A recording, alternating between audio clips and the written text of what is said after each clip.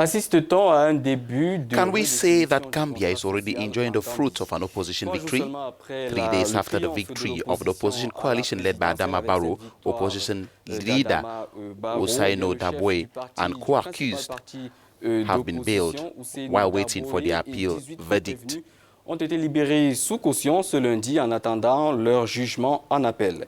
Ils avaient été condamnés. They had been sentenced to 3 years in jail for participating, for coming together to protest the death of an opposition member, Solo Sandeng. NGOs like Transparency International and Human Rights Watch have appreciated the move as a significant improvement in human rights. Well, Amnesty International's West Africa researcher Sabrina Mahtani, who was present at the courtroom during the ruling, said, and I quote, "The release of Ousainou Darboe and the 18 other peaceful protesters on bail is a big moment for them and their families, and we hope that this positive step indicates that they will be fully acquitted in due course." In a recent interview, President-elect Adama Barrow told the Associated Press, "A new Gambia is born and we want everybody on board now." He was referring to exiles who had fled the Gambia during Yahya Jammeh's regime to return and help him reform the country. He also vowed to free all political prisoners, and true to his word, 19 political prisoners have now been released. The 19, though, will still need to attend appeal hearings. Well, reacting to the release, outgoing President Yahya Jammeh said that he could not take pride in it, since lawyers not only in his country but all over the world know that it was not against the law. We're now joined by our Africanews journalist Victor Muisio, who has been keenly following events as they unfold in the Gambia. Hello, Victor. Hello, Lynette. Hi. Hi. Hope you're having a beautiful morning.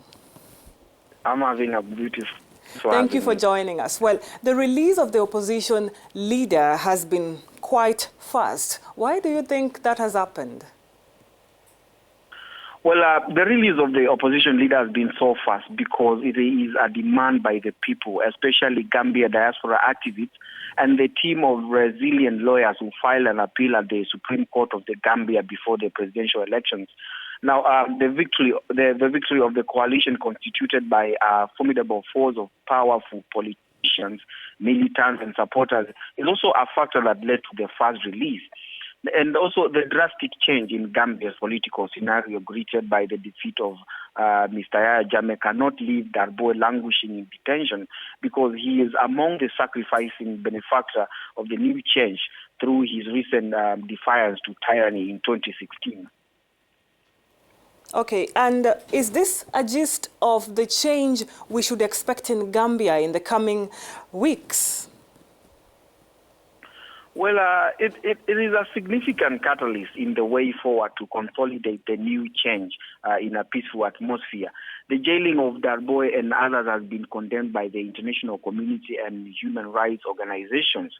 Their continuous detention will put the change and the conceding of Jammeh into question, because Darboe did not commit any crime other than leading a peaceful demonstration against the death in custody of a political activist, Solo Sandeng, who was detained for leading a peaceful demonstration demanding for electoral reform.